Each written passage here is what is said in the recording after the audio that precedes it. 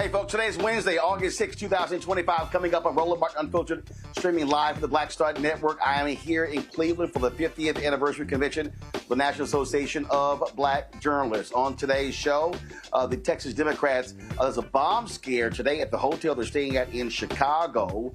They continue the fight against racist gerrymandering in Texas. We'll talk with the chair of the Texas Legislative Black Caucus, Ron Reynolds. Also on today's show, it is the 60th anniversary of the Voting Rights Act. We'll talk to Ambassador Andrew Young. He was there in Selma on that day, Bloody Sunday, when black folks were severely beaten, again, trying to get the right to vote. A shocking story out of South Carolina where a couple of young teens go swimming. They end up dying after being exposed to a rare brain-eating amoeba in a lake there. We'll talk with the family there as well. Plus, the July jobs report comes out.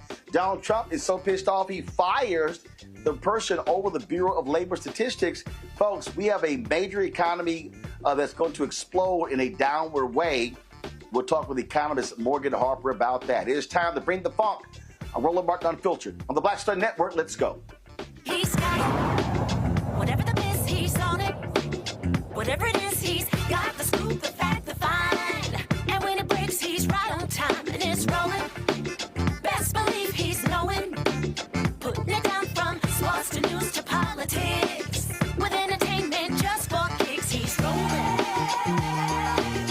It's on go, roll, y'all. It's Roland Martin, rolling with Roland now. He's funky, he's fresh, he's real, the best, you know he's Roland Martin now.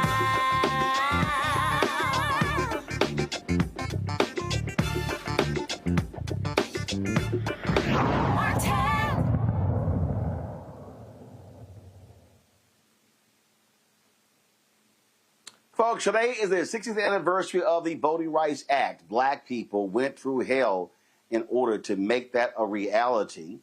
And what is the result? Significant black voter turnout across the country. We have seen black elected officials elected, mayors, city council, state rep, state senate, governor, members of Congress, United States Senate, and even a president.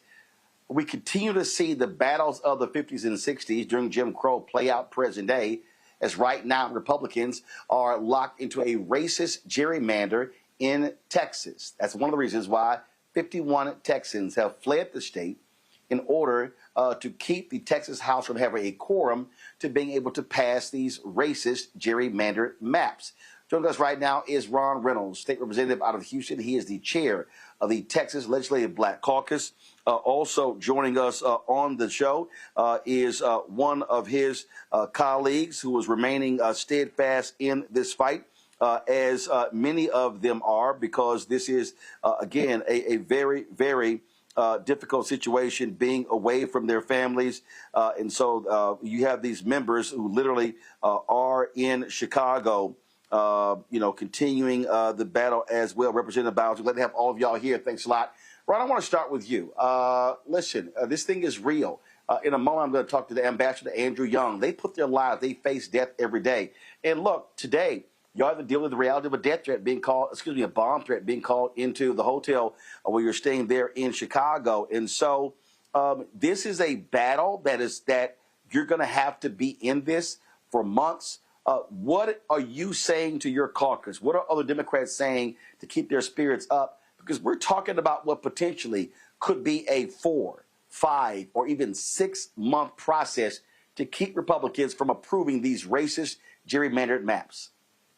Roland, it's great to be on with you, Frat, and it's so good to see you wearing the old black and old gold, because on this 60th anniversary of the Voting Rights Act of 1965, it was our frat brother, Dr. Martin Luther King, and as you said, Ambassador Andrew Young, two great alpha men who were young soldiers on the battlefield with other freedom fighters that made good trouble so that they could push to end Jim Crow. And here we are in 2025.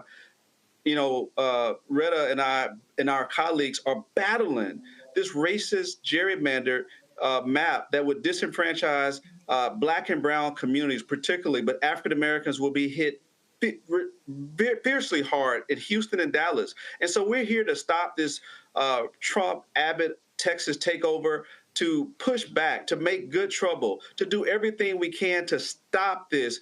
And we are here as long as it takes in order to stop it, Roland. We know that those who came before us, they made tremendous sacrifices. They risked it all. They were willing to put their lives on the lines through freedom rides, through lunch sit-ins. They were willing to march, knowing that they could be beaten, they could be killed, and many of them did pay the ultimate sacrifice. So here we are standing on the right side of history, pushing back against these MAGA racist extremists that are trying to take our country in the wrong direction, to hold on to the short, small Republican majority that's in the House of Representatives. We will not let them do this on our watch, Roland. So thank you for having us on. Let's continue to ring the alarm bell so people will wake up and they will take action and stand and fight. State Rep Andrew Bowers, again, this seems like we are back in Jim Crow days, having to fight tooth and nail to protect basic rights. What you have here are Republicans who want to eradicate, completely get rid of these 5 districts, these 5 seats in order to achieve power, and they want to do it at the expense of black people, largely black people, but also Latinos. Mm-hmm. Yes, Roland, thank you so much for having us. As Ron said, it's good to be on here with you all tonight, but that's certainly what they're trying to reduce us to. And this is a reduction of political power, especially, as you said, in the black community. Y'all know that I represent out of Dallas now, but I am homegrown in 3rd Ward in H-Town, and grew up in the 18th Congressional District. So it is a real racist, I don't want to call it a power grab, so I'm going to call it what it is. It's racism, and it is literally reducing us to a place where now it takes 4 votes for black people to be equivalent to one white vote, an Anglo vote. So they are reducing us down to 1/5. And it just reminds me of the I am a man and I am a woman, but it reminds me of that poem, I Am a Man. And I was just in the African American Museum in the nation's capital this year, and we know that it's a real rollback. The president is trying his best to take us all the way back and take every right that we've had away from us. So we're here, as you said, Roland, fighting, and I'm going to say we're ready to fight like hell. We've been here, and with the threats today, today's probably the first day in this quorum break that I felt a little bit uneasy. I can't even say a little bit, but we know that it happened, and we know that we're safe, and it's not going to deter us. This is, and Representative Reynolds, again, explain to the audience, we've been saying it from day one, why we have to use the specific language by saying this is racist gerrymandering. Well, Roland, we have to use that specific language because the U.S. Supreme Court has said that partisan gerrymandering is acceptable. That is okay if Republicans say, well, we just did it because we wanted to get more Republican seats. Well, the Supreme Court has said that's okay.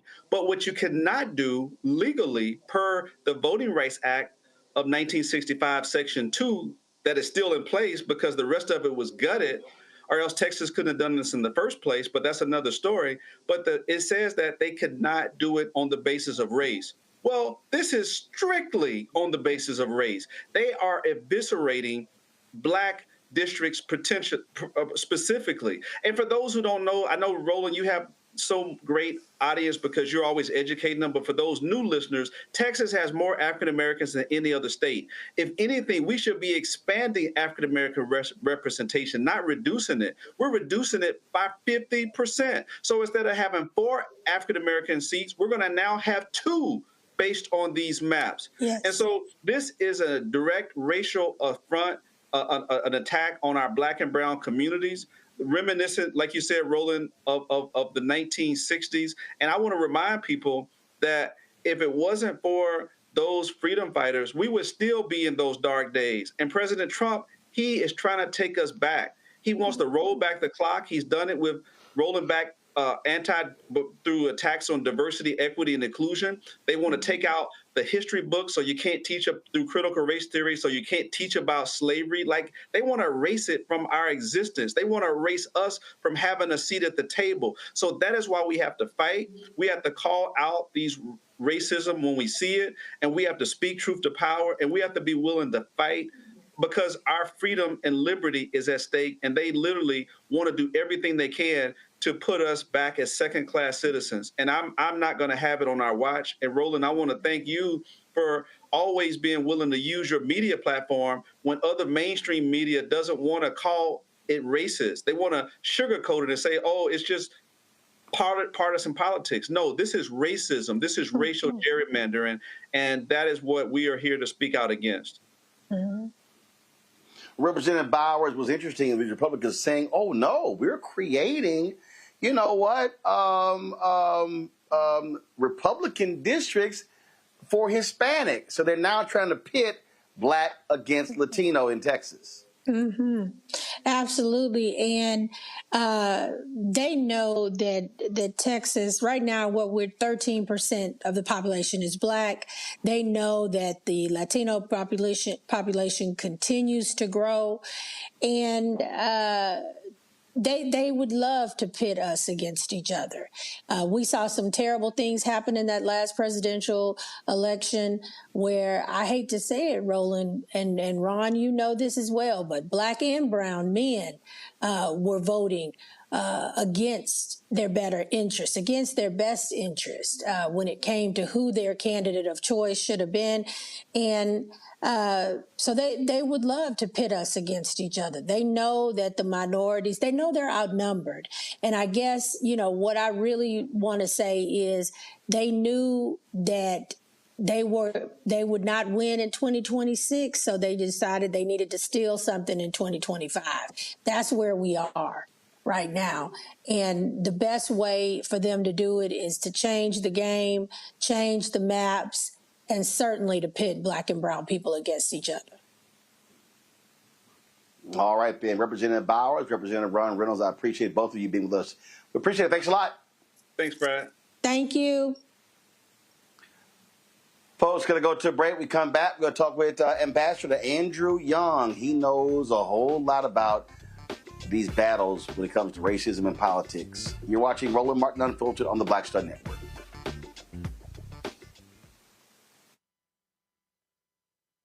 This week on The Other Side of Change. Diaspora wars. The internet has been swarmed. Who has a right to Blackness and Black culture?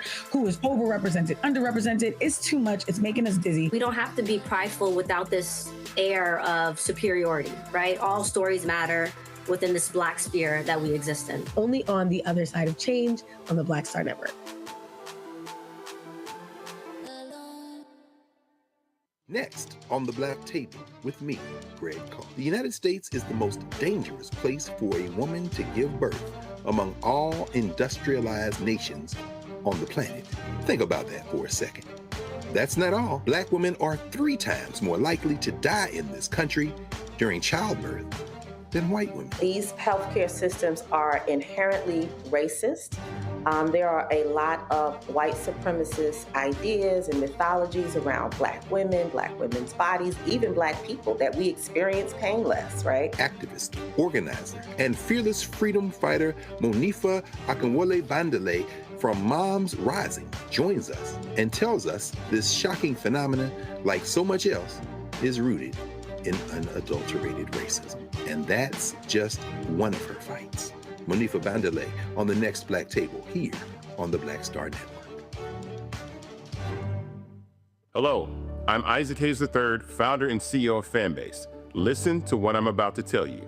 The window to invest in Fanbase is closing. We've raised over $10.6 million of our $17 million goal. That means there's room for less than 6,370 people to invest in Fanbase for the average amount. The minimum to invest in Fanbase right now is $399. That makes you an owner in Fanbase today. Go to startengine.com/fanbase to invest. Why? Because current social apps have taken advantage of users for far too long, with content suppression, shadow banning, harmful racist content, and no real tools for monetization and equity. Fanbase has over 1.4 million users and counting, allowing anyone to reach all their following and monetize their content from day one. Social media is the new TV, and whoever owns the apps that distribute that content have the opportunity to own potential billion-dollar companies. While big platforms with uncertain futures are failing to serve their users, Fanbase is stepping up to fill the gap. Don't wait until it's too late. Invest now, invest for yourself and your future. Go to startengine.com/fanbase and own the next generation of social media.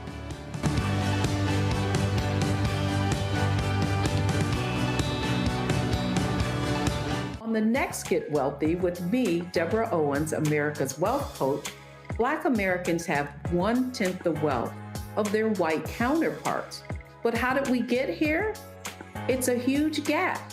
Well, that's why we need to know the history and what we need to do to turn our income into wealth. Financial author and journalist Rodney Brooks joins us to tell us exactly what we need to do to achieve financial success. You can't talk about why we are, as Black people, where we are, unless you talk about how we got here. Bridging the Gap and Getting Wealthy, only on Black Star Network.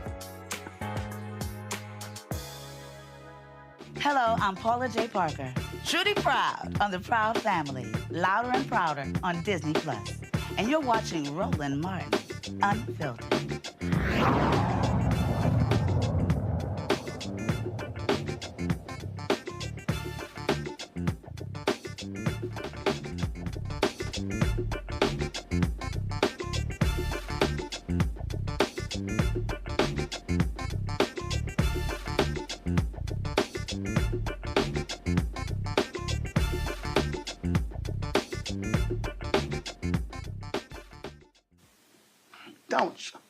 Folks, 60 years ago, President Lyndon Baines Johnson signed into law the Voting Rights Act that fundamentally changed voting for African Americans, especially in the South.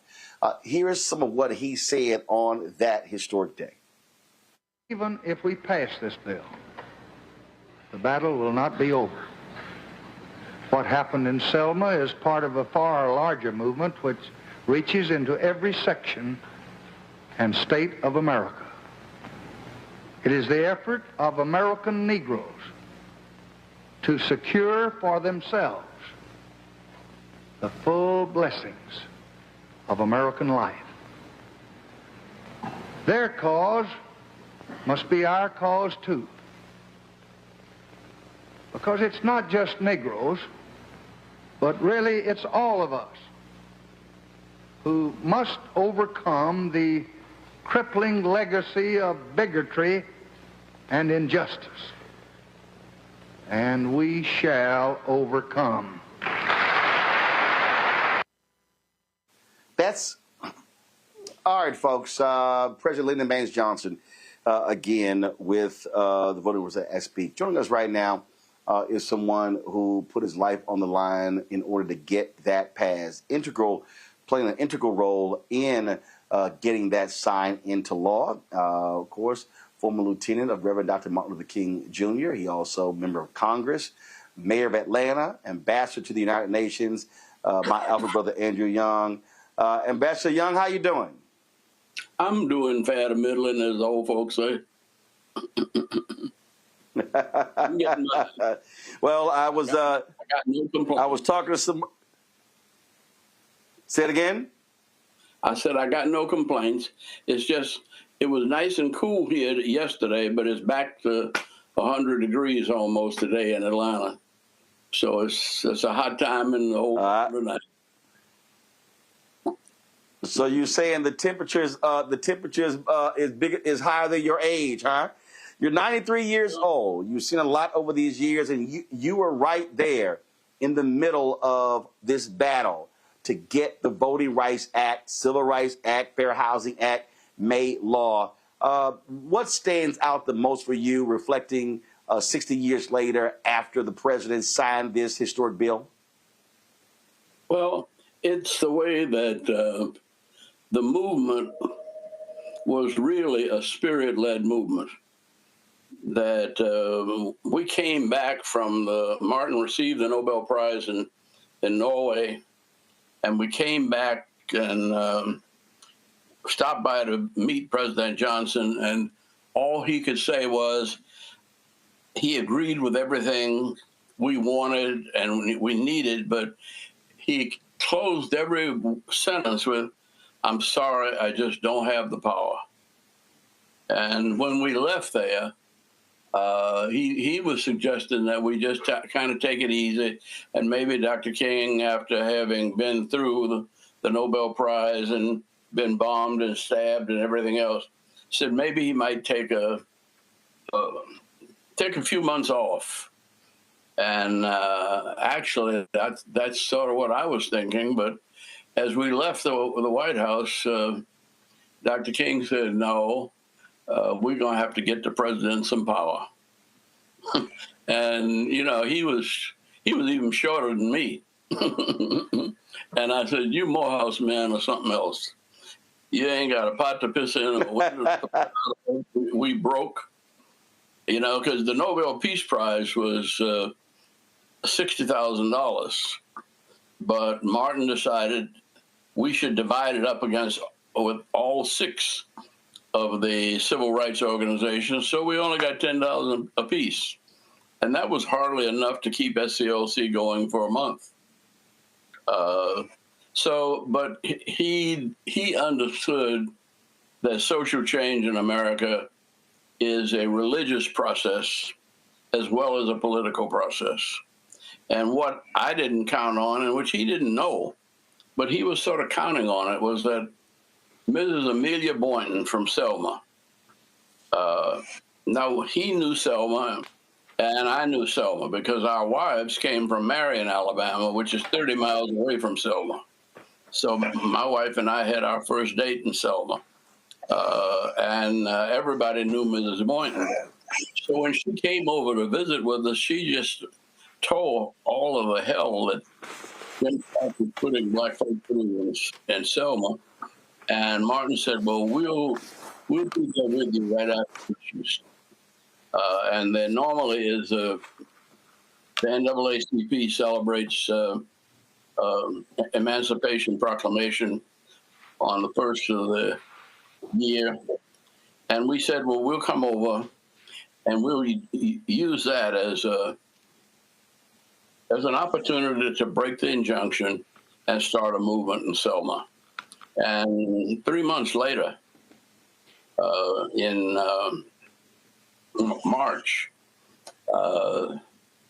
we had that Bloody Sunday, which we were going to march to from Selma to Montgomery because that's where Governor Wallace was. And we got the dates wrong because we said it was really confusing, but the first Sunday was when the preachers had to be in the pulpits, and that was the 7th of March, and so none of the preachers were there, but there were about 300 people that had come from all the counties around, and they brought their knapsacks with their water and their snacks and food, and there were 300 or 400 people there ready to march. And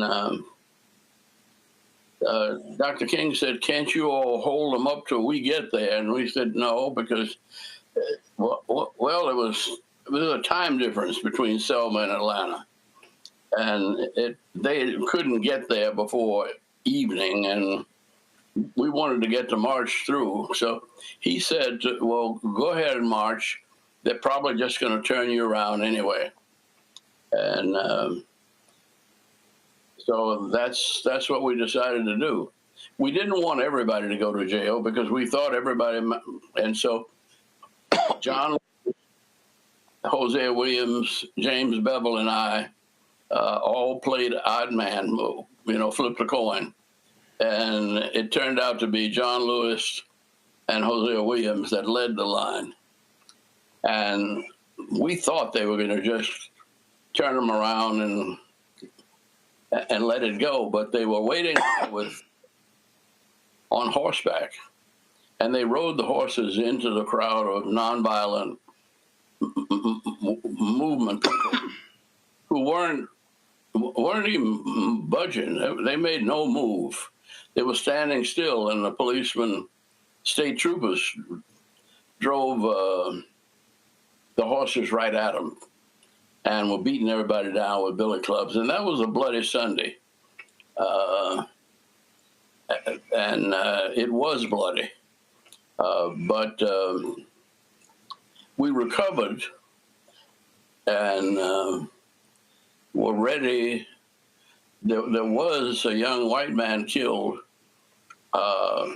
after the march was over. He was in a black neighborhood, James Reeb. Yeah, James Reeb, yeah. Yeah, R-E-E-B. And he was an Episcopal priest, I think. And yeah, people jumped him coming out of a restaurant. And they beat him by himself. And we got him to the hospital, but it was too late. There were no hospitals around there that were open. You had to drive almost all the way to Birmingham, which was 90 miles. Let me ask you this question. When it passes, we see massive black turnout. Bull Connor gone, Jim Clark gone, all these folks gone, and we see what happened, and now we're seeing the attacks. Now we're seeing the legal battles. Now we saw, of course, the Shelby v. Holder decision. We see right now Section 2 of the Voting Rights Act hanging by a thread. Clarence Thomas has made it clear that his mission in life is to get rid of the Voting Rights Act. When you see these attacks and how the right wants to completely eradicate it, that has to make you angry, because we know, and we've already seen the results. If the Voting Rights Act is invalidated, I mean, they are going to wipe out half of the Congressional Black Caucus. Well, they'll have to fight to do it. And I'm impressed with the way Texas and California and New York are taking up this redistricting. When I first ran for Congress, they redistricted me out of Atlanta. I live in southwest Atlanta, but they took my house and my neighborhood and put it all the way down in Noonan, Georgia, which is 40 miles away. And of course, I lost that time. But we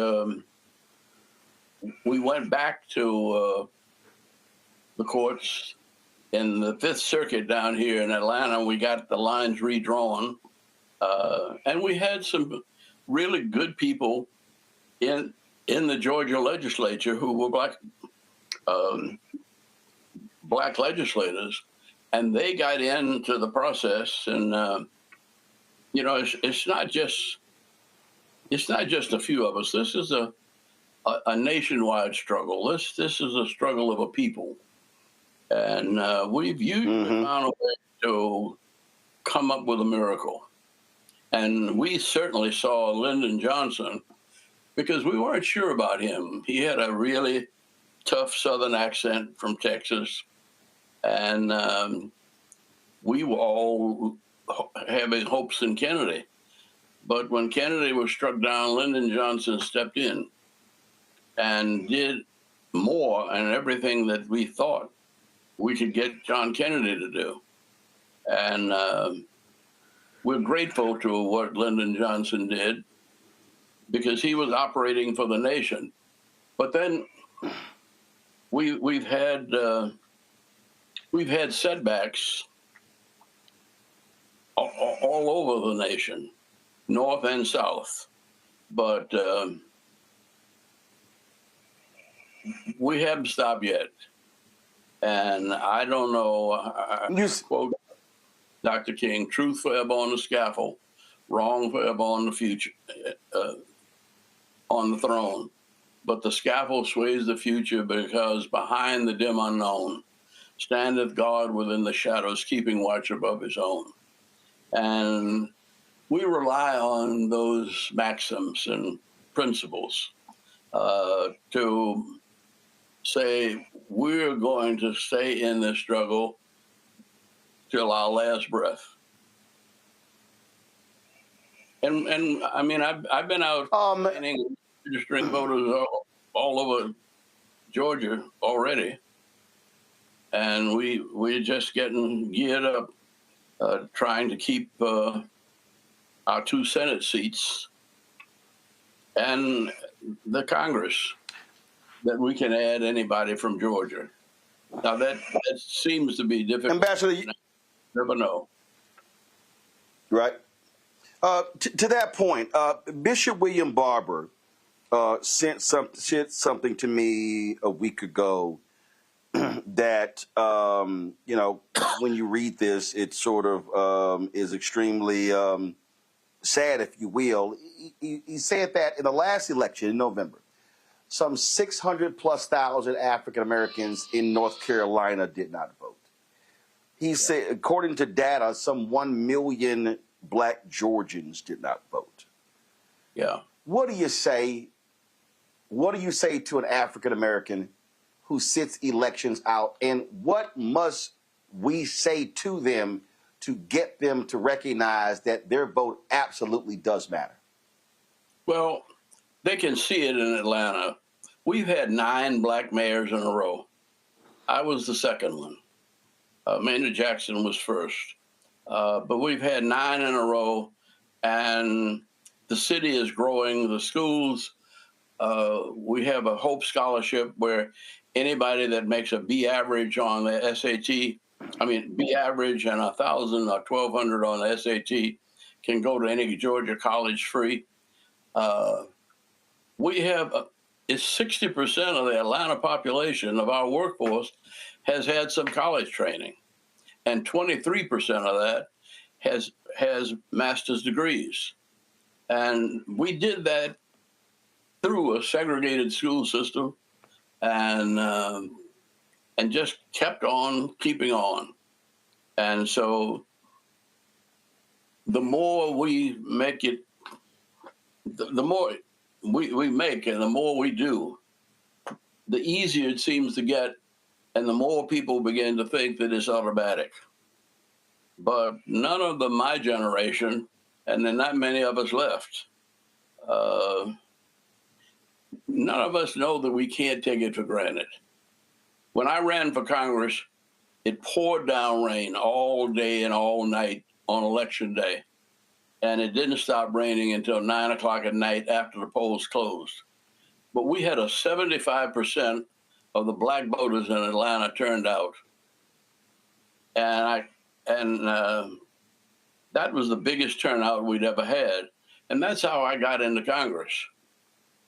And my staff stayed together and didn't come to Washington with me. They stayed here and elected Maynard Jackson mayor in the next year. And then they came to Washington. And so there's nothing without a struggle. And we struggle too hard that we ought to be free by now. Well, one of the things that it is a struggle, but one of the things that I was on a panel Saturday in Chicago. Janae Nelson of the NAACP Legal Defense Fund was on there as well. And she said a lot of people in this generation said this is the first time that we've had to face this level of attacks on our rights. But Ambassador, I remember something when we were engaged in, I'm here at the National Association of Black Journalists Convention. We're in Cleveland. I remember when I was last on the board and we were aggressively going after CNN for no Black executives direct reporting to Jeff Zucker. And I remember calling Bernard Shaw, and Bernard Shaw said, Roland, every generation has their moment. He said, it's your turn. And I think that's really the message. We have to understand that, hey, you talked about we should be free by now, but the reality is we're not, which means that this generation, Gen X, Millennials, Gen Z, Gen Alpha, We got to be in this fight because at the end of the day, the battle today is for really a future of tomorrow. That's exactly true.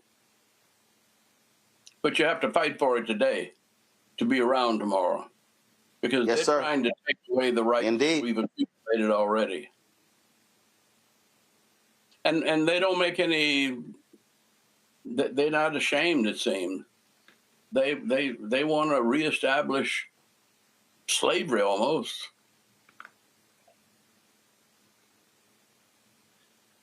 I wrote my book. Go ahead.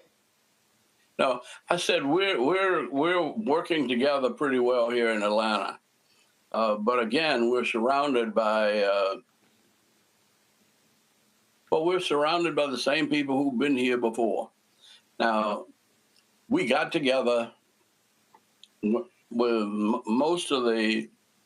I mean, I never got elected with just black votes into the Congress and nor to as mayor, and it was the black vote in Georgia that gave Jimmy Carter his chance to be president, and also Bill Clinton,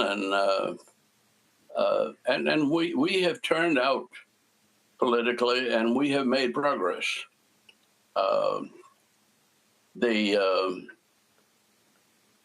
struggle continues, though. Nobody told us that the way would be. You made a point. You made a point just moments ago where you said, "Go ahead." You said, "Go finish that thought." Yeah, I said nobody told us that the way would be easy, but I don't believe he brought us this far to leave us. You know, that's I don't feel no ways tired. We've come too far from where we started from. And you made a point moments ago where you said it seems like they want to take us back to slavery. What I said for months now is that this effort, they want to defund Black America.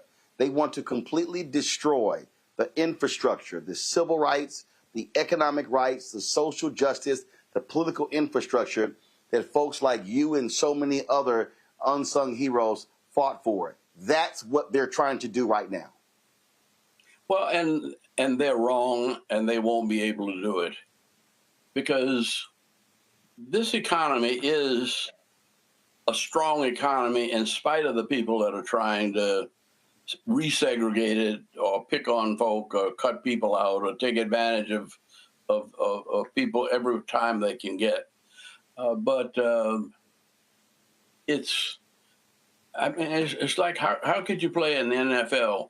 How could the NFL have a football team without black folks?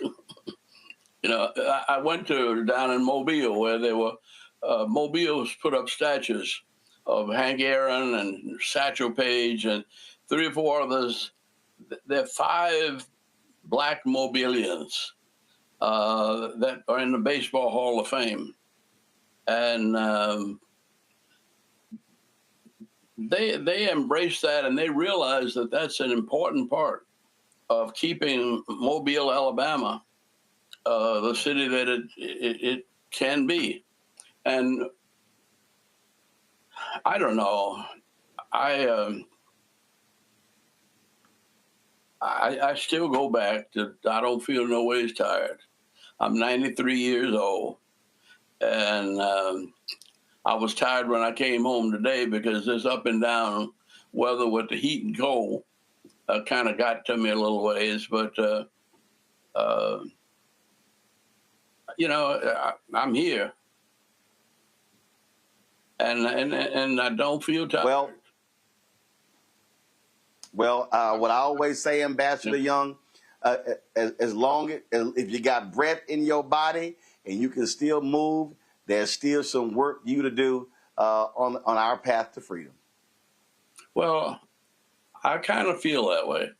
You know, when in St. Augustine, Florida, which is where we had the last march before they passed the '64 Civil Rights Act, there are 2 young women who brought us down there.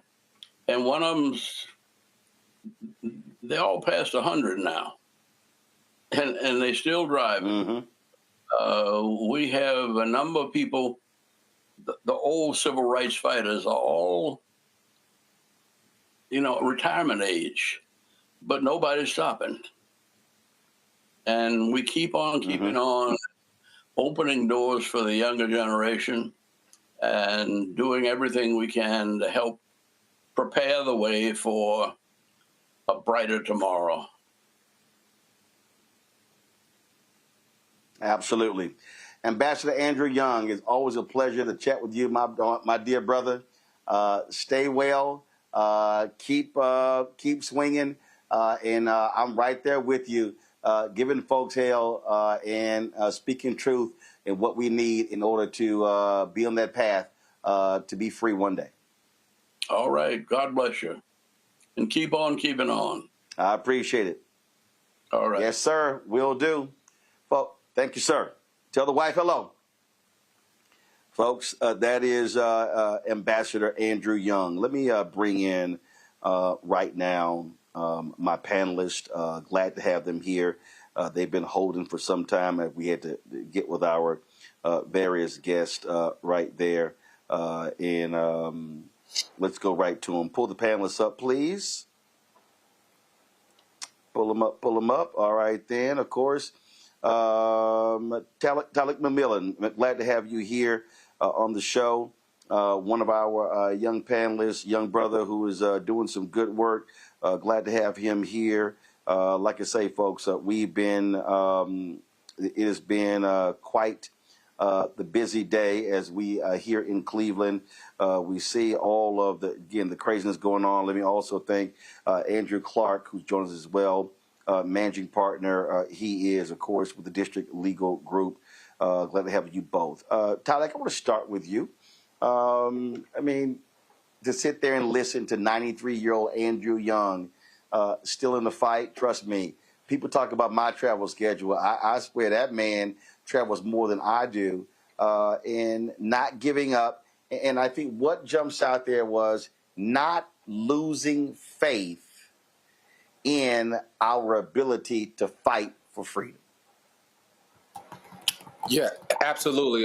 It's always a joy to be on Roland, but definitely hearing from Ambassador Young, I have had opportunity to sit and talk with him many times, and his wisdom and insight, I think it echoes through generations. And I think today, as we say, we are 60 years removed from the passage of the Voting Rights Act, and yet we are still fighting for these protections. We can't claim to be, the global standard of democracy and these standards of barriers, but yet voter suppression runs rampant right here in our home. I think it's very hypocritical for us as a nation to send diplomats to defend democracy overseas while we are closing polling places, purging voter rolls, and ignoring the erosion of civil rights here in our own country. And I think if democracy abroad is worth fighting for, it must be worth fighting for in Alabama, in Georgia, in Texas, and for the over 400,000 Washingtonians here in D.C.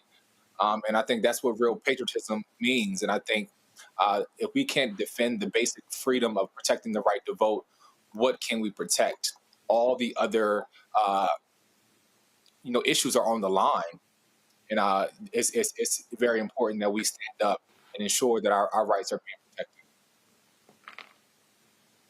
Andrew, what it also says to anybody who was listening to Ambassador Young, you ain't got no damn excuse sitting your ass on the sidelines. What's happening in Texas, that is not just about right now. That is literally about the next generation of African Americans, the voting rights battle right now. And so when I listen to people talk about, oh, I'm tired, all this, no. Listen, go take a nap, go get some rest, but this is not a moment for us to be checking out of a process. Yeah, and it really goes back to the beginning of this administration and the types of tactics that we saw them use in trying to rig elections. We saw them trying to rig judicial elections and influence those elections. Now they're trying to gerrymander out there in Texas. And kudos to all of the representatives in Texas who banded together and who are now safely in the great city of Chicago. Really, it's something that, especially 60 years ago, and the types of things that 60 years ago we saw people have to go through, not me, but at least the previous generation, and we've seen people have to go through. Now we're seeing similar things, and them talking about FBI warrants and arresting them and taking them back, and they're staying put. And I urge all of those representatives that we all support you throughout the country, so to stay strong and to keep doing what you're doing, because it's important, not just for Texas, but for the rest of the country, because if they're allowed to do this in a state like Texas, then all of these red states are going to follow suit. So kudos to them for doing this. Absolutely. And so, hey, there's a lot of work to do, and people need to understand that. Hold tight 1 second, folks. We're going to go to a break. We'll be right back. Roland Martin Unfiltered on the Black Star Network. We'll be chatting with Morgan Harper, economist.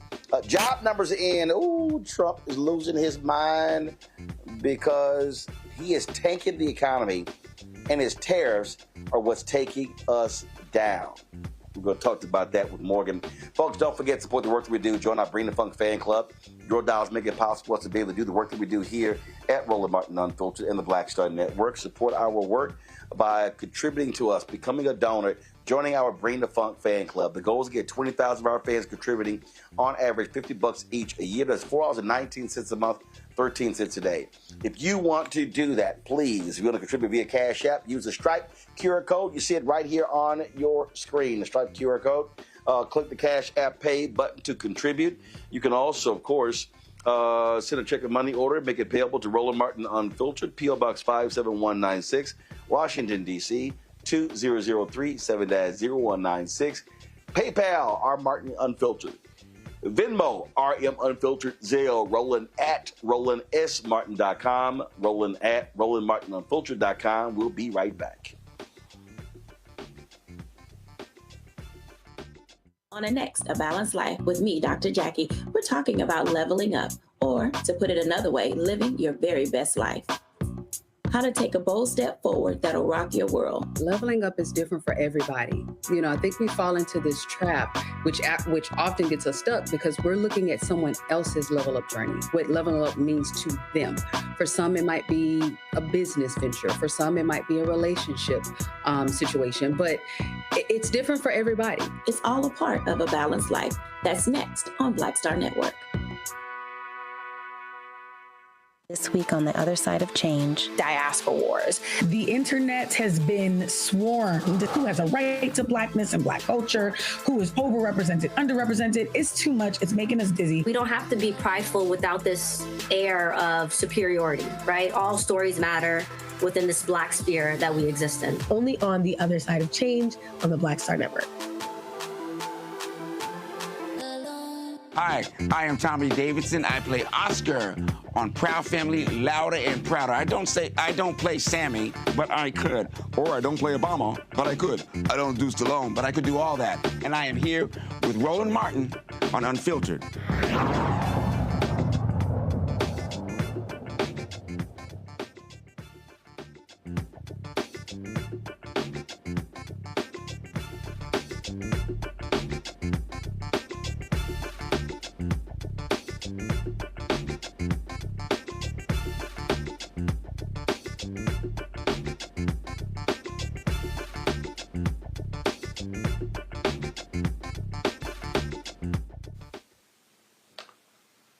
Folks, imagine going to a lake in South Carolina on the 4th of July, and then you're planning a funeral. That is what happened to the family of 12-year-old Jason Carr, full of life, enjoying the day, swimming in Lake Murray in South Carolina.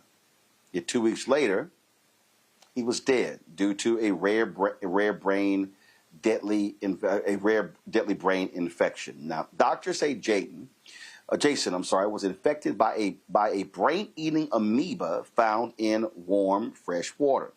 It enters through the nose and attacks the brain. His family had never even heard of it, and they said they had no idea the lake posed any danger. There were no signs, no warning, and no water testing. Now, Jason's parents are speaking out, determined to raise awareness to know the family have to go through what they are dealing with. Joining us now is Tyler Bailey, attorney for the Carr family and the civil rights advocate, as well as Jason's parents, Clarence and Ebony Carr. Clarence and Ebony, certainly our condolences. This is, I mean, look, we see this all the time. We see folks, they go swimming in lakes, they whitewater rafting, all tubing, things along those lines. And what were you told? What were you told that this body of water, does it have a history of this? Also, where you swam, was that city property, county property, private property, state property? Just give us the details of what happened here. Well, it wasn't a specific private property. It was Lake Murray. That's a popular tourist attraction here in this city. It's always busy. It's always crowded. And again, the only thing he did was go swimming, hang out with his friends. They went fishing, boating, tubing, and after he came home a couple of days later, he complained about a headache. And we took him to the emergency room, and the doctors checked him out, drew samples. There was nothing showing up. Gave him a shot, went home. Day or two later, he complained about a headache again. Only this time, it was accompanied with vomiting. We took him back to the ER. They began antibiotics, and later on through the night, he started to spike a fever. They did some spinal tap testing, and the following day, it came back showing that he was infected with the amoeba. Yeah, and Roland. Go ahead. Yeah, and Jason was just a star of a kid, one of a kind, 3-sport athlete, sang in a choir, played in the band, and had a whole future ahead of him. And unfortunately lost his life, as Clarence just said, tragically to his brain-eating amoeba. And Lake Murray is owned by Dominion Energy, but it's a huge lake. It covers 5 or so different counties. And unfortunately, with global warming and water temperatures, amoeba can turn deadly if waters are consistently over 80 degrees. And so what Clarence and Ebony have been doing is fighting for the legacy of their son and wanting to see some policy change. PSAs that warn people about the waters when they're consistently over 80 degrees and how the amoeba can turn deadly, asking that there be signs and warnings that would put people on notice of this, and also asking that the state allocate some funding to testing our fresh body waters during the summer months. Right now, the South Carolina tests the 120 so beaches that we have for deadly bacteria from May to essentially October, but no funding is allocated to the lakes where majority of residents spend their time during summer, as opposed to tourists who visit the beaches of South Carolina. And that's what the Carrs have been fighting for, raising awareness. And I'm sure Ebony would love to talk more about who Jason was, and Clarence would as well. But so far, since he's passed, they have been nonstop in raising awareness. And unfortunately, the state did nothing. There was no investigation from any state or county regulatory body of where Jason was, where he was infected. So we've been doing the work that the state should have done and the county should have done. They haven't. If the Carrs didn't speak out about this, nobody would have known where Jason was, what he was infected with, how he lost his life, and who he was. So we've been beating the pavement trying to get the word out. We appreciate you allowing this platform for that word to be further spread. Yes, thank you. Were there other families out there? I mean, as you said, this is a very popular area. So were there a lot of other people who were out there that day? Yes, sir. The lake was very busy. You had people jet skiing, other people that were tubing, pulling on speedboats, pontoon boats, swimming. The lake was busy. It was a beautiful day. Everybody was on the water. It was 4th of July week, so there were a lot of people on the lake this week.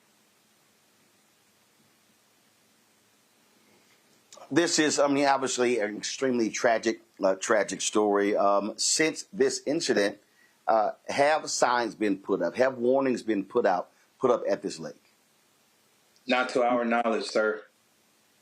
Not even one phone call from any state agency offering condolences. Not one phone call. Yeah, and Roland, since the cars have spoken out on this, there has been some comments from legislators saying that they're interested in looking at legislation to possibly change it. But as of right now, there have been no warnings placed out there.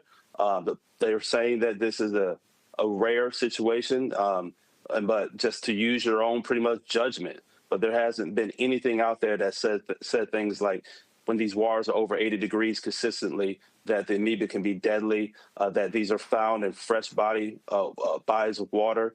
There has been nothing to put the public really on notice outside of the cars speaking on it and pushing for change. And we're optimistic that some change will come. But as of right now, we're coming towards the tail end of the summer. And hopefully by next summer and when people get back in the water, there will be some changes. But as of right now, there have been none. As Clarence said, nobody has reached out from South Carolina Department of Environmental Services, any other regulatory body who has authority over the lake, including Dominion Energy.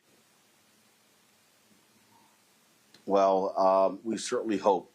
We hate the fact that your son had to die, but we certainly hope some changes are made to warn families, parents, children, and others about these dangerous swimming in these freshwater lakes and ponds.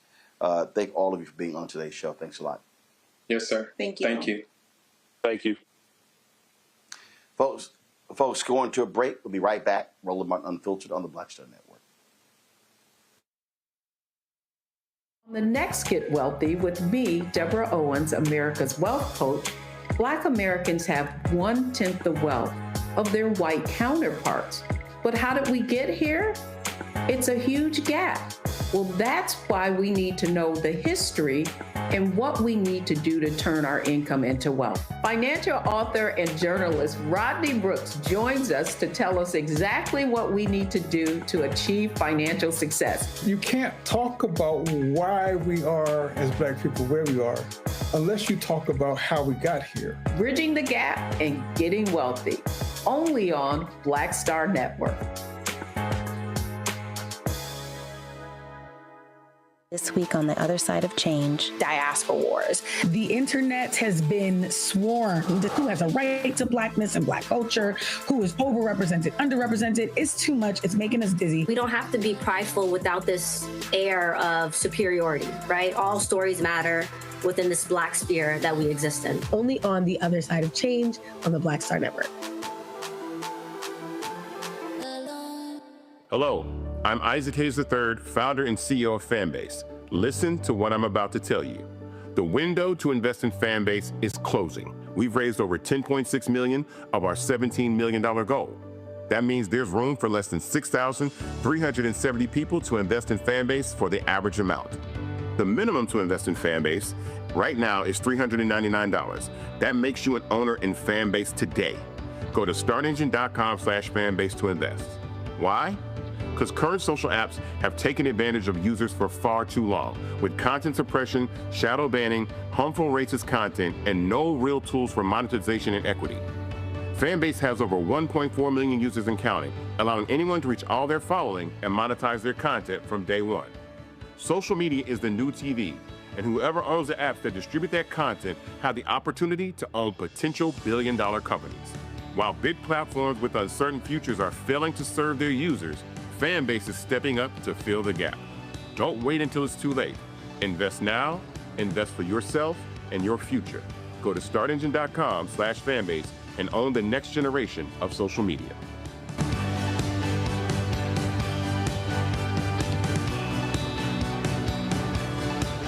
Carl Payne pretending to be Roland Martin. Holla! You ain't got to wear black and gold every damn place, okay? Ooh, I'm an alpha, yay. All right, you're 58 years old. It's over. And you are now watching Roland Martin Unfiltered. Uncut, unplugged, and undamn believable.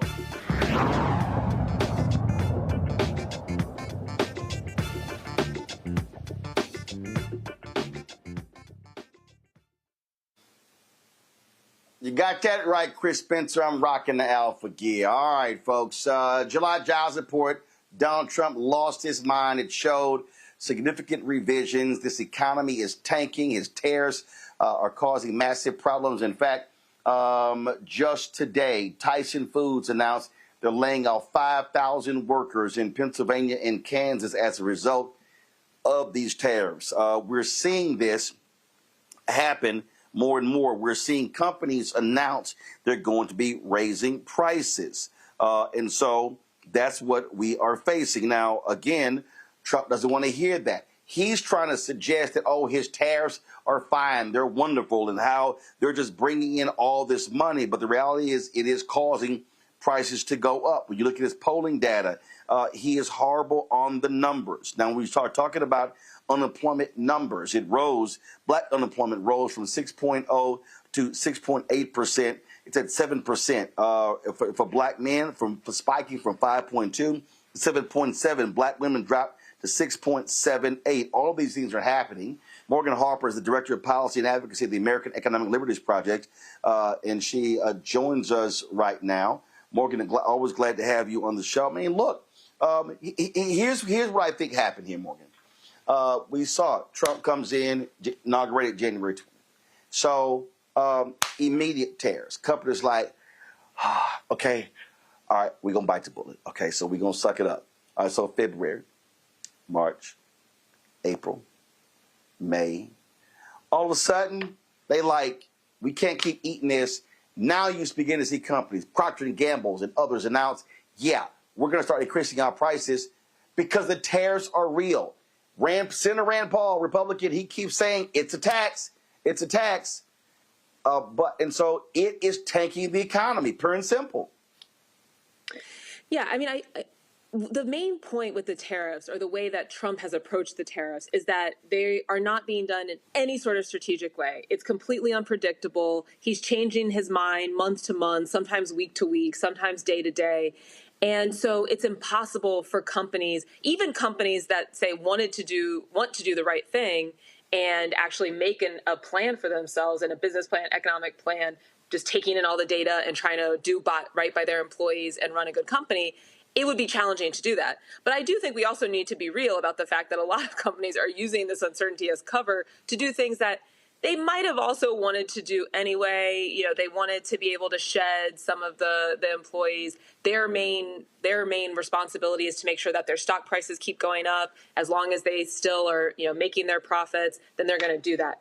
But there's no denying that the way that Trump has approached tariffs by, again, doing it in an unpredictable way and also not pairing it with any sort of domestic investment plan. I want to come to the Apple example, but just that there is no subbing in for domestic manufacturing. What are we seeing? Quite the opposite, actually. From this latest jobs data, it's another month where we're seeing a loss of manufacturing jobs. We're seeing a decline in the industries that actually produce goods. Where's the only source of growth, job growth in the economy right now?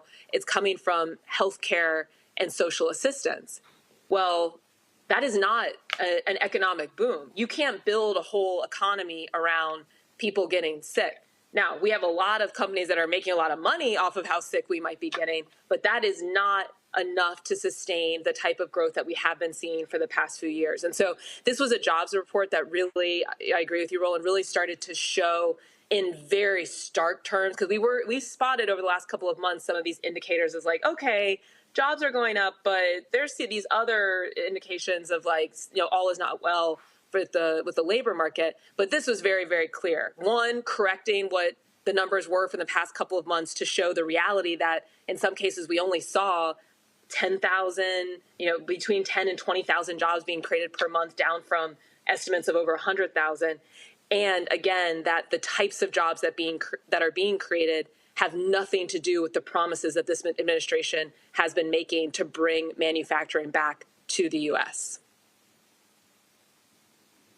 And they've been lying. Oh, manufacturing's up. It's up. Like, stop it, y'all. I love that video of the white man in Montana who was touting he voted for Trump. Now he's posting videos showing that, oh, yeah, dude, although your product is made in America, The parts that you get come from overseas. As a result, boom, tariff tax.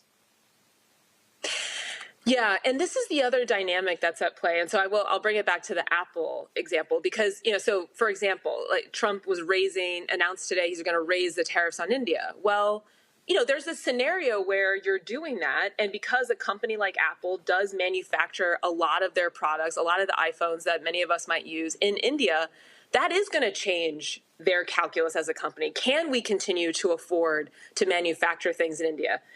Is it going to be better for us? I'm not saying that was where they would have landed, that they would move manufacturing immediately back to the U.S., but it would at least force the conversation. What we're actually hearing from these deals is that Apple's going to be subject to a whole different tariff regime, that they're not even necessarily going to have to play by the same rules as every other company in the economy that might actually have to pay those new higher tariffs if they are manufacturing goods in India. So this is another example of a dynamic that we're seeing from this administration is it's not deals with countries that are bringing our manufacturing back.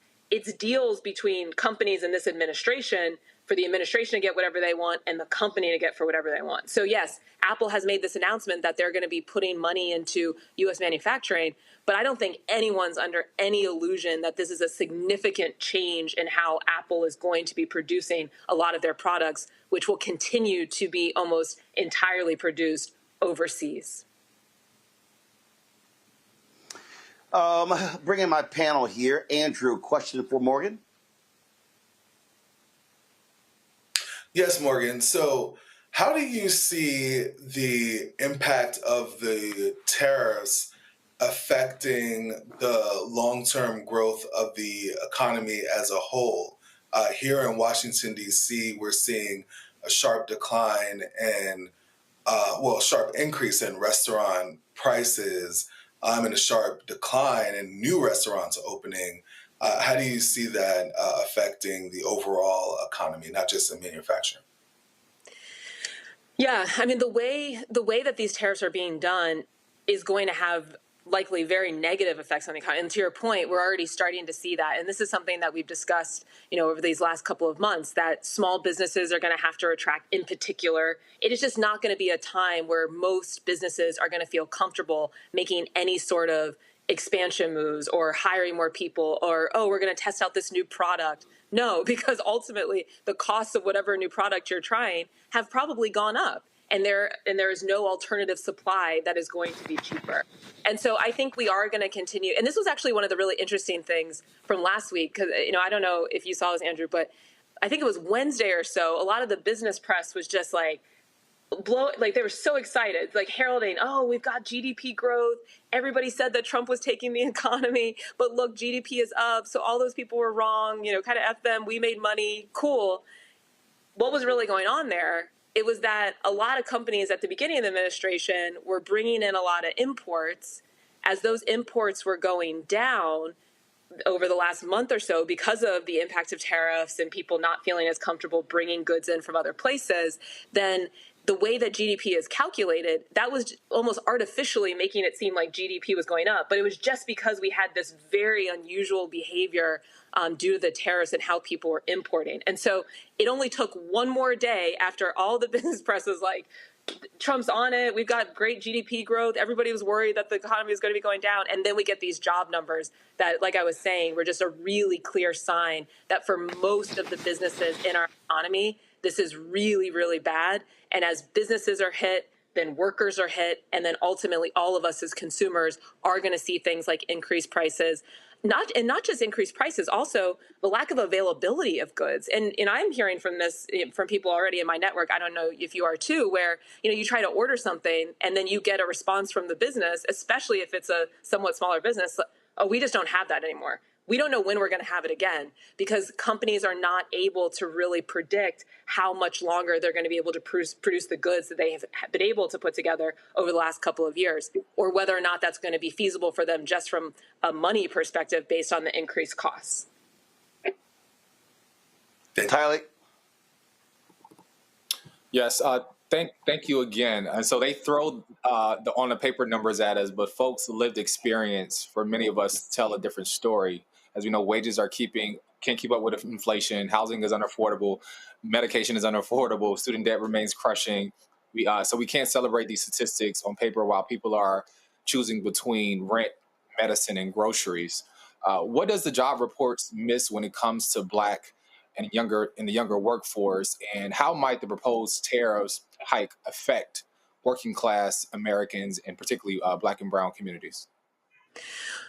Yeah, great question. I mean, I think this is one of the issues that came up in Trump's response to this job report data is, he decided he wanted to fire the person who leads the agency because he didn't like the numbers, which, that's ridiculous. But there is a real question to be had, or a question to be answered over the quality of the data. Is it reflective of businesses in the Black community? Are we getting enough of the indicators of how young people are experiencing what's happening in the economy?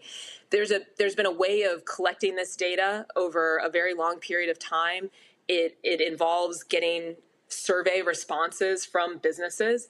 And is that going to be enough moving forward to give us an accurate picture of what the economy is looking like, especially in this highly unpredictable environment? I think the answer for a lot of people, whether you're expert or a person out there just observing what's going on, is no, that maybe we do need to think about different ways in which we are tracking what's happening, especially, again, in this environment where we have, it seems very clear, an administration that is not very focused on making sure that we're getting accurate data.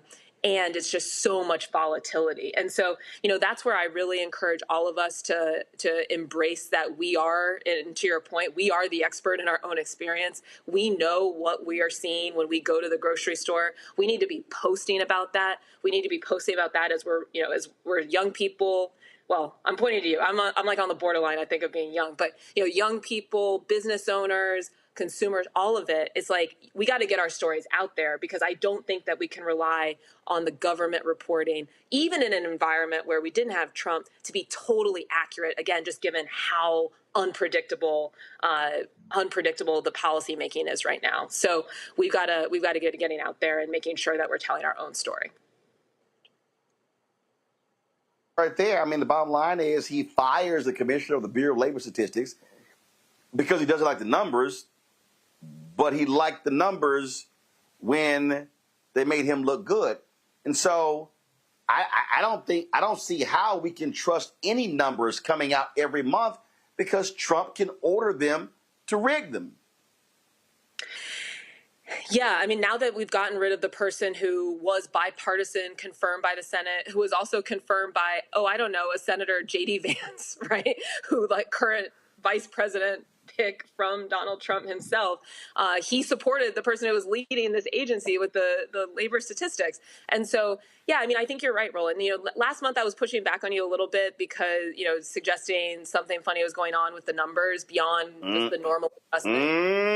I stand by my push. Yeah, you were, and I was like, okay, I don't trust these people. I stand by, but I think I do think that what just happened actually is probably so we don't know what everything is going on in this administration, of course, but it does seem like this was evidence that, to your point, whatever was happening before they were cool with.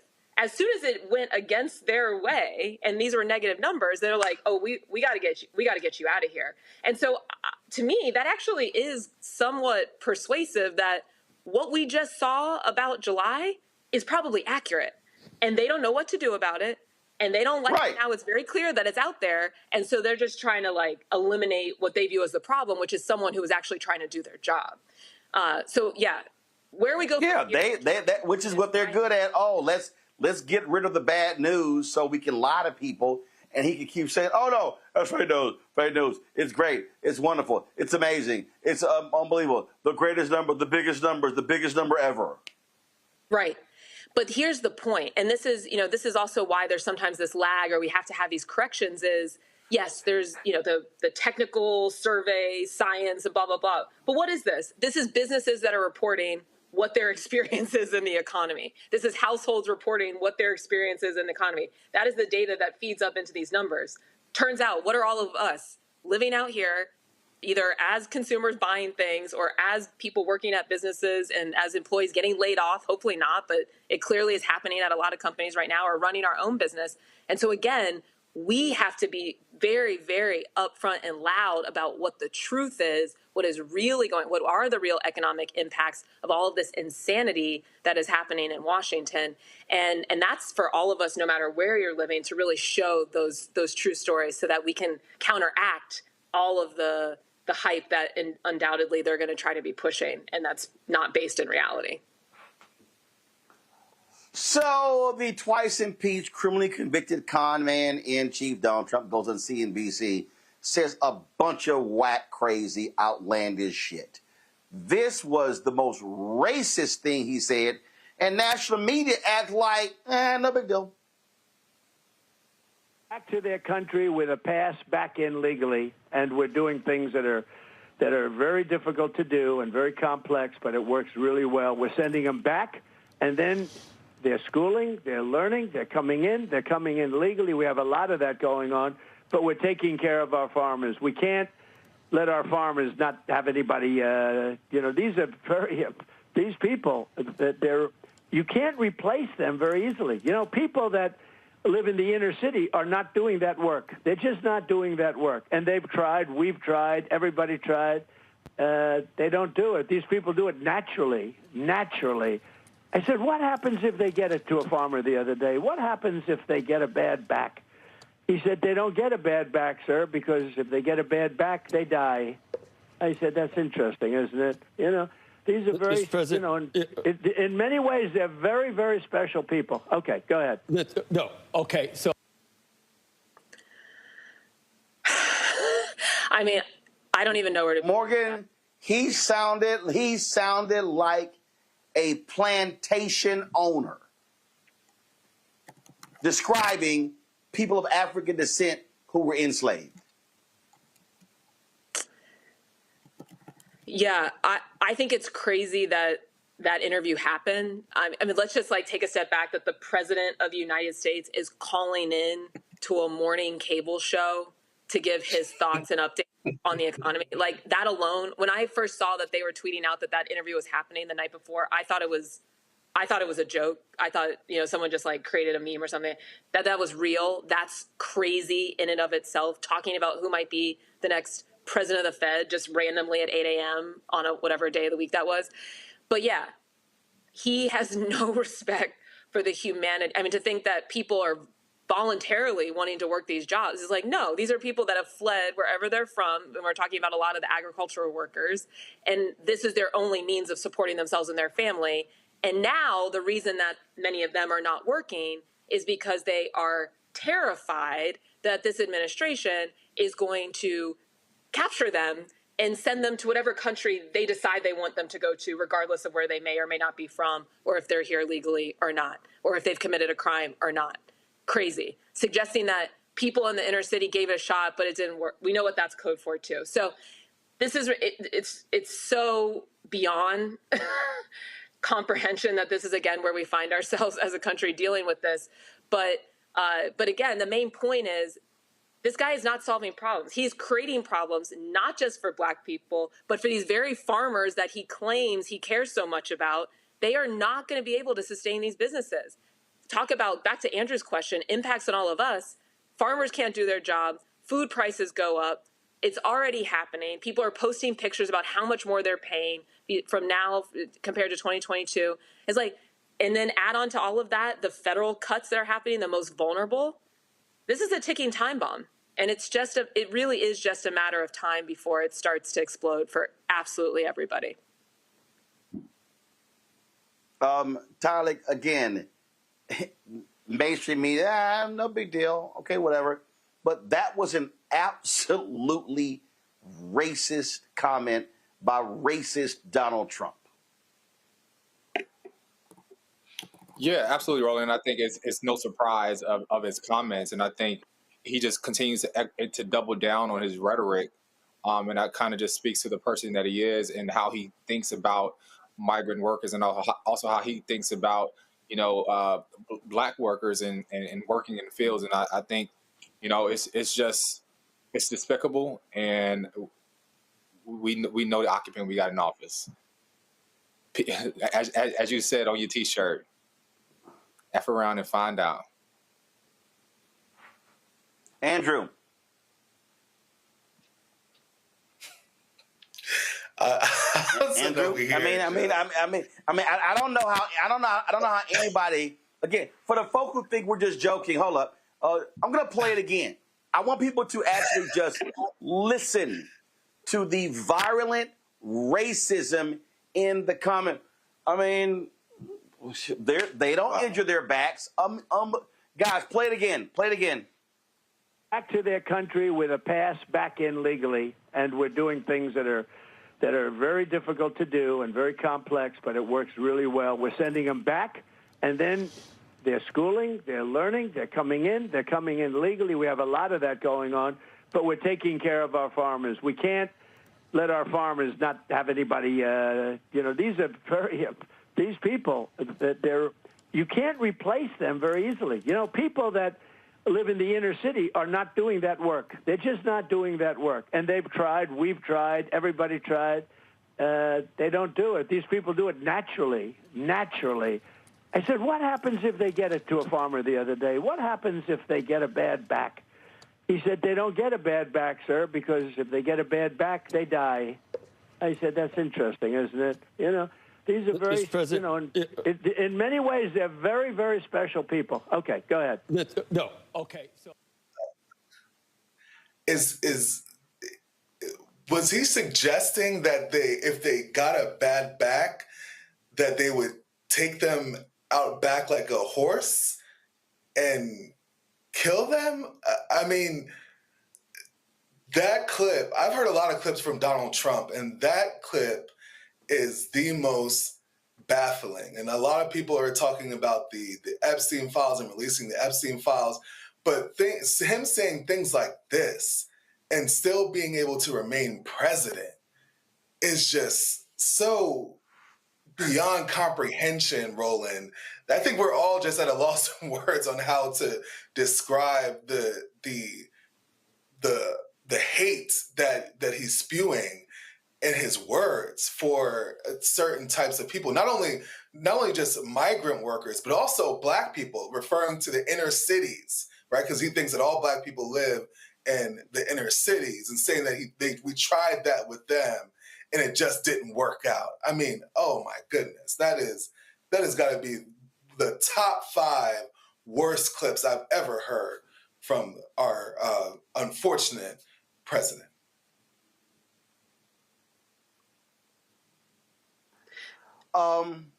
It's crazy. And Morgan, the anchors on CNBC. Oh, okay. All right, sure.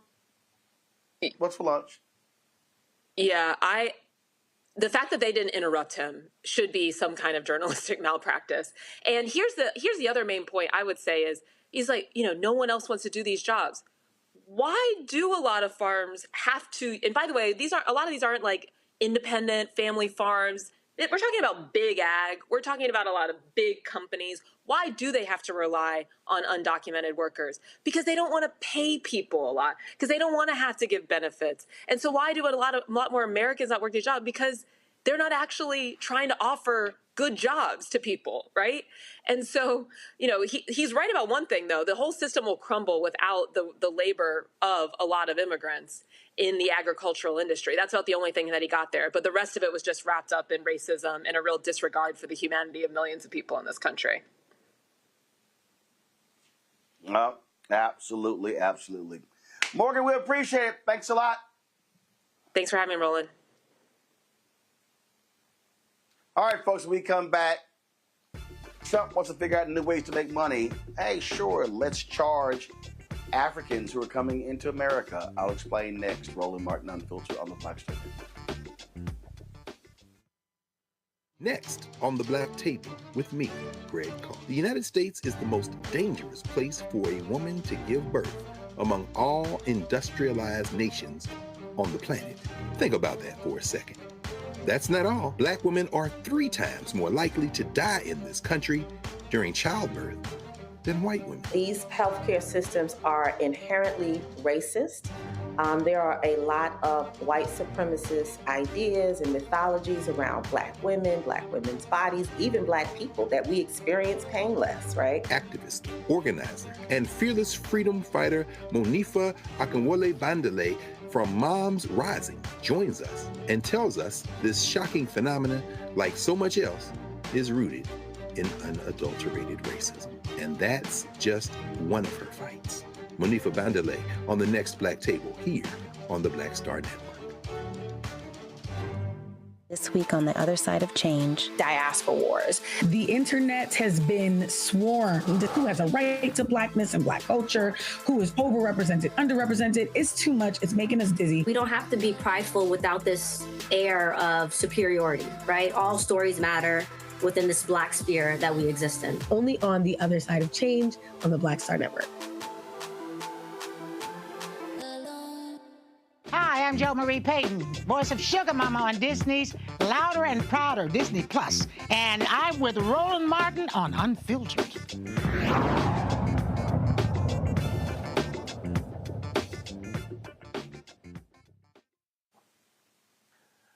Well, folks, of course, we know Trump can't stand Black people. He surely can't stand Africans. And so now what they are trying to do is, if you're from Zambia or Malawi, if you are a tourist or a business traveler, and you're coming to the United States, they want you to pay a $15,000 visa bond when applying for U.S. visas. Now, the State Department says this bond doesn't guarantee visa approval and will be refunded if certain conditions are met. It comes alongside a new $250 visa integrity fee for foreign visitors, separate from visa costs. But neither Zambia nor Malawi has high visa overstay rates or travel bans. However, travel to the U.S. is expected to get tougher for many more African countries under this administration. So, is that where we are, Andrew? Let's just tax the Africans. Yeah, that is a great way to deter people from coming to the United States if they are of a certain social economic class. I know there are a lot of wealthy Africans, but there are even more Africans that are not wealthy and cannot afford a $15,000 bond. There are a lot of Americans that cannot afford a $15,000 bond. So to say that someone coming from a different country needs to pay $15,000 just to fill out applications for the possibility of coming here, at that point, they might as well just go to England. Tyler?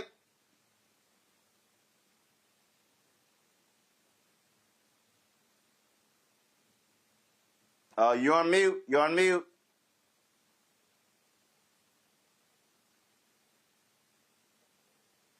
Tyler, you're on mute. You're mute, Tyler. You're talking, but your mute button is on. Tyler, you're on mute. I'm here. My fault. We ain't hear nothing you just said. Oh, Lord, see. I think it sends a strong message to the African nations that their citizens are to be treated with suspicion and not respect. I think it's a racist, double standard, because we don't see this same thing happening in other European countries. And I don't think it's by coincidence, but I think it's really rooted in outdated colonial thinking that treat African visitors as economic risks rather than global citizens, which they are. And I think this also, it continues to widen the gap between the global South and America. And I think it makes it really tough for diplomacy, especially as we're trying to increase and make the relations better between Africa and America, the African nations and America. Absolutely. All right, folks. I love me a good town hall, and boy, did that happen in Nebraska with Congressman Mike Flood, and his constituents were not happy with him. They were lighting him up with questions. Roll the video. Congressman Flood, I come from 11 generations of military citizens who have served this nation.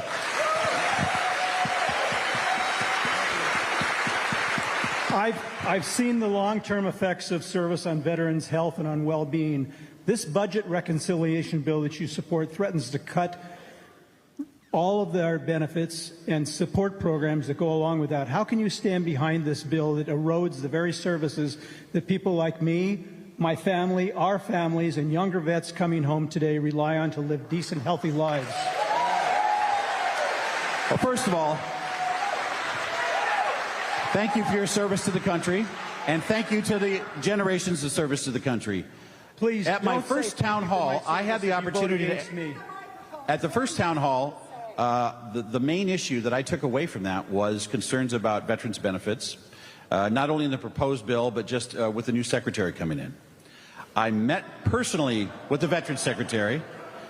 We went over everything, and I will tell you, our Veterans Affairs are going to be better than they've been in a long time under this president. The Secretary, we sat down for the better part of an hour, and I would have to get my notes from that meeting, but I asked a lot of questions that came from that Columbus town hall. And when the time is right, and I have that in front of me, I will go through that. But I truly believe that number one, our veterans served our country. They were made a promise that we will provide their health care. I have a record of supporting, as a member of the legislature, our state veterans homes, and I have a record in our Congress of supporting veterans, and I will be happy to get more information from the Secretary. If you have specific programs you're concerned about, please reach out to Taylor and get us that information. Thank you. My question is fiscal. With 450 million FEMA dollars being reallocated to open Alligator Alcatraz and 600 million taxpayer FEMA dollars being used to now open more concentration camps and ICE burning through $8.4 million a day to illegally detain people, how much does it cost for fascism? How much do the taxpayers have to pay for a fascist country?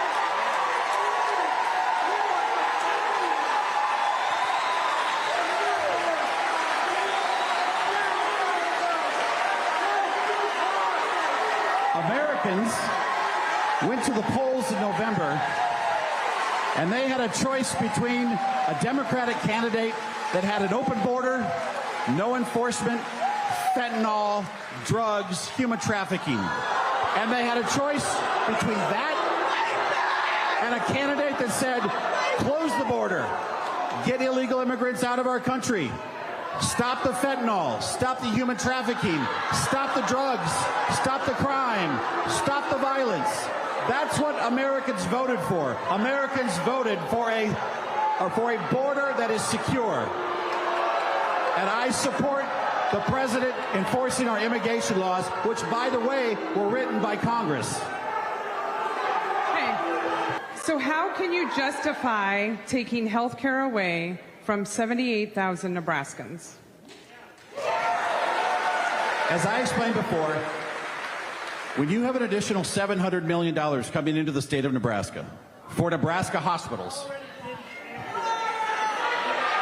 we have a state where our infrastructure is going to be supported, is going to be funded, and is going to be available for the people that need it. If you are able to work and you're 28 years old and you choose not to work, you don't get free health care in America.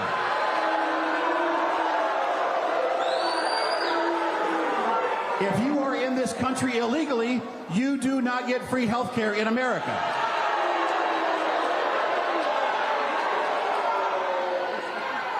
Saying that silence is complicity. Your silence tells us that you have no problem with the January 6th attack on the Capitol. The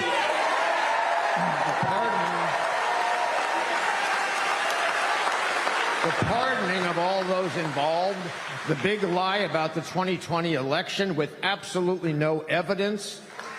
These are all markers. These are markers of fascism. I have read a dozen or so books on authoritarianism and fascism. You said in Seward that you were not a fascist. Your complicity says otherwise. Have you ever spoken out against this administration and its Project 2025, which is a fascist machine? Have you ever spoken out?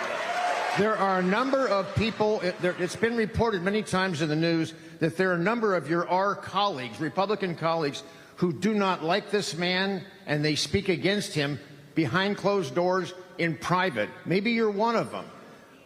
There is a thing, profiles encourage.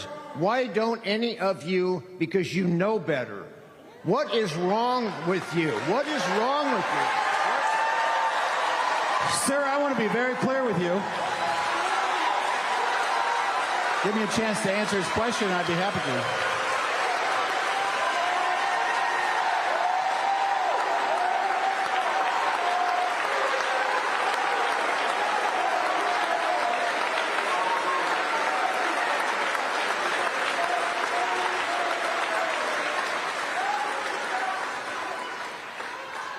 Fascists don't hold town halls with open question and answer series.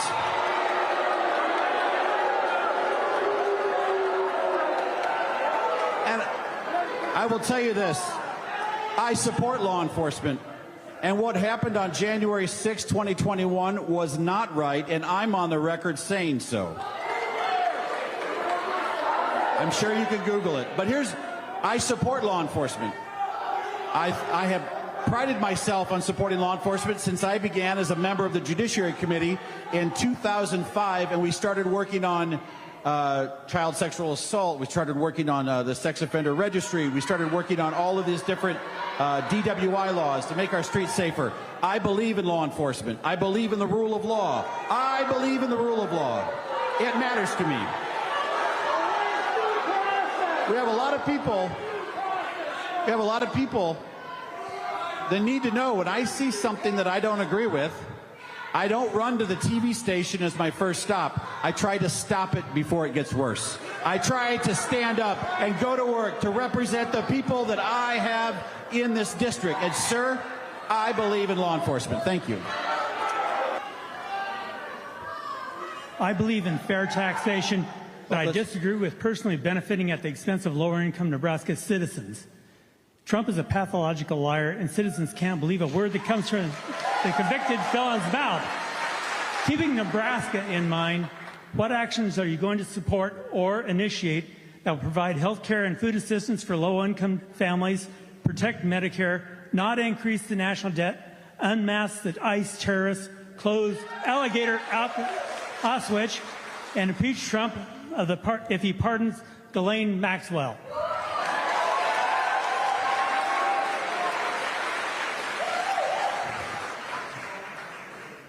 We protected Medicaid and saved taxpayers millions of dollars from waste, fraud, and abuse. This program, over the long term, will spend way too much money that we cannot afford if we don't protect it for those that need it. There are vulnerable people that need Medicaid. There are pregnant women that need Medicaid. There are folks that need to be in a nursing home that need Medicaid.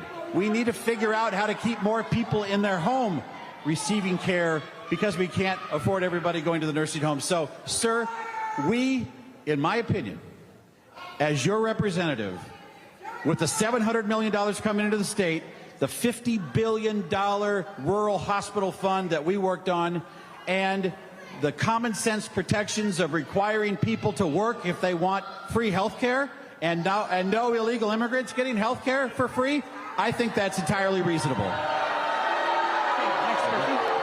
Yes. How are farmers supposed to survive as a result of this budget bill? Well, I'll tell you what. And I actually have this number right here. We actually, and it was in one of my slides,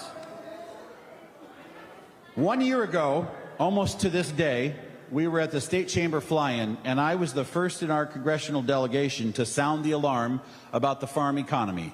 I've been talking to community bankers across this state that are worried that a lot of our producers, with corn at $3.80 a bushel and soybeans down from what they should be and higher inputs, are going to have trouble making their payments. And I started to talking to local bankers about what this year's operational notes renewal would be. We made it. We made it through that. Actually, that's not true. I'll talk to you about that in a second. In December, we provided $10 billion in economic aid to America's farmers, mostly for the American Southeast, Georgia, Mississippi, those states. I tell you what, though, I am worried about next year for our farmers and ranchers. I am worried about it. And let me tell you a couple of things that we did do. We put a $59 billion increase for the Ag Safety Net programs, which is a $9 billion increase over the prior fiscal year. And you're not going to like this next part, some of you, but President Biden did no trade deals in 4 years. He did not stand up for Nebraska farmers when it came to white corn and the ban from the Mexican president's wife. Farmers and ranchers in this state are going to get a far better deal from Donald Trump's trade negotiations than we ever got under President Biden. And this is the only way to improve our chances to grow our farm income. What specific action are you taking to defund or continued support to Israel and their aggressions on the West Bank and genocide against Palestinians living in Gaza? I have said from the start, what happened on October 8th was an abomination. Well, October 7th, sorry. I support Israel. America has no better ally than Israel. And they have every right to root out Hamas and these evil terrorists, whether they're in Gaza, whether it's Hezbollah, whether it's the Houthis, whether it's the Iranians. They live under threat of nuclear and vicious attack every single day.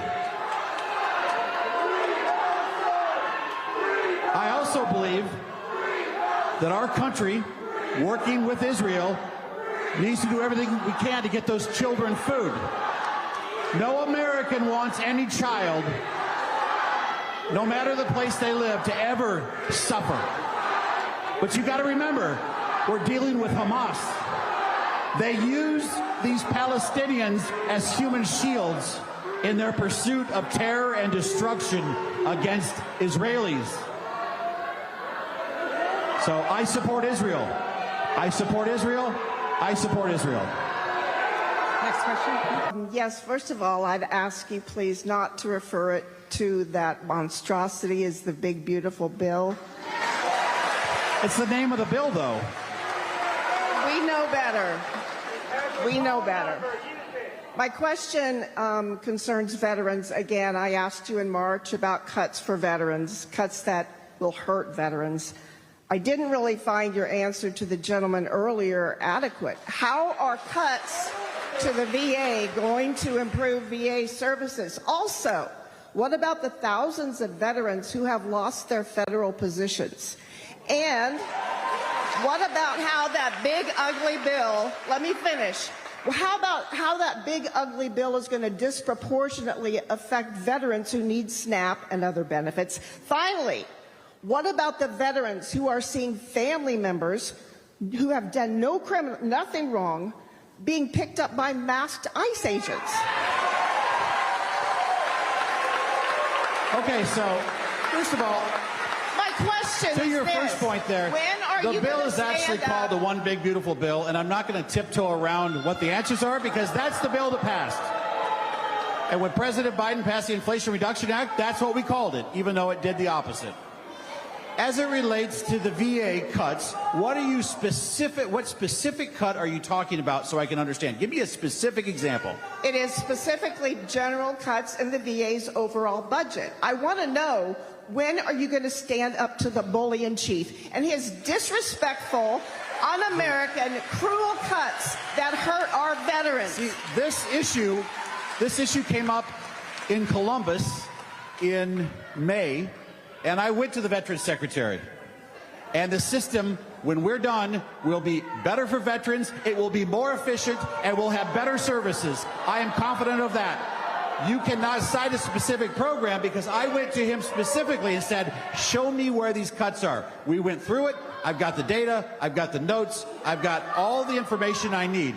And I will be very public about showing you what is happening with veterans as soon as I get the opportunity to avail myself of my notes. But I am very confident President Trump this Congress, the Veterans Administration, we are working hard for veterans, and we will deliver for veterans.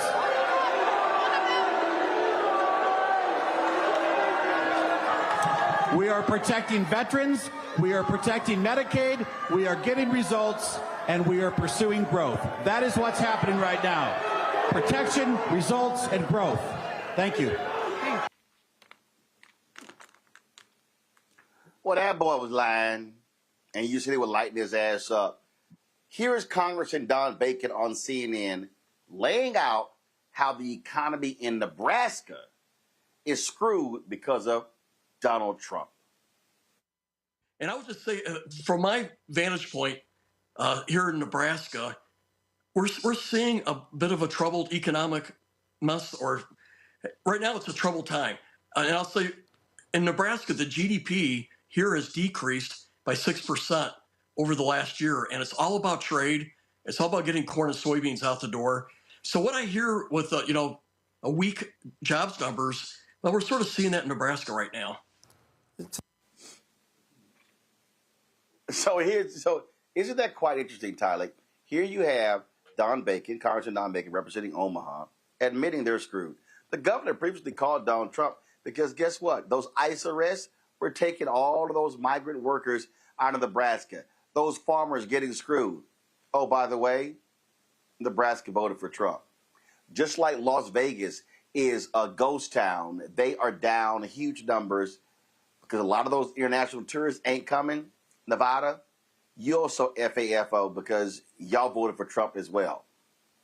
They're getting what they deserve because they're getting what they voted for.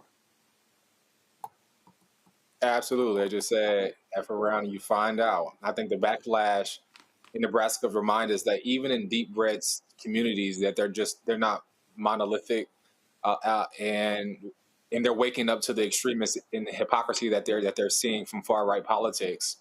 I don't think this just wasn't about disagreeing with policy on many issues that I totally agree with them. I'm glad they brought up what's happening in Gaza and how children are starving. But it's about standing up for our communities and standing up and saying enough is enough to the politics that don't agree with our basic needs. I think when we see moments like this where voters disrupt the status quo, it signals a hope that the tide is shifting, and it's shifting towards accountability and real representation, because we don't see that happening in Washington today. And we're seeing that people aren't afraid to challenge power face to face. And that's and I think that's a powerful sign of democratic engagement. And I hope that it lies in this, continues in this cycle of resistance. And I think it's a good sign. It's a good sign that conservatives are reaching their breaking point. But my hope is that when the ballot box comes about in midterm elections, that we can see a tie where we can see our true values be reflected in Congress. Andrew.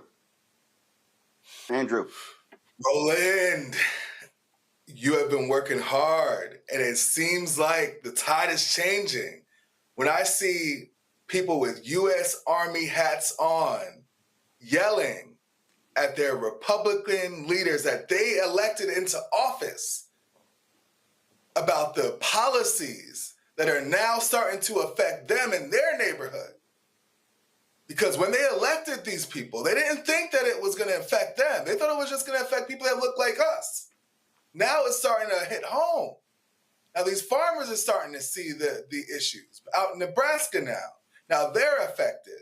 Now, when I see this, that tells me that 2026, I'm hoping, and I love that you're shedding light on this, because I think 2026, that we're going to see a change. There's way too much happening, and it's not just about minorities that are being affected. It is all Americans now.